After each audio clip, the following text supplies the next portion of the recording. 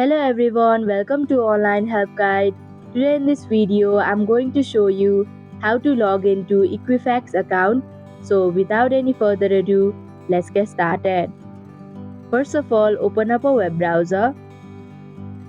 Now in the search bar, type in www.equifax.com. After you come across this official page, click on the profile icon on the top section of your screen. Then tap on Login button. Here you'll have to enter your email address associated with your account and a valid password.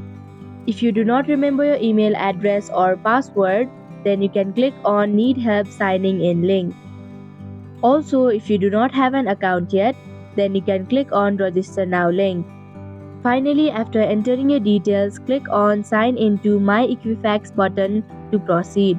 And that is how you can log into Equifax account. Thank you for watching Online Help Guide. Hope this video was helpful. If it was, then hit the like button and comment down if you have any questions or feedback. Also, if you are new to our channel, subscribe and hit the bell icon so that you don't miss our upcoming videos.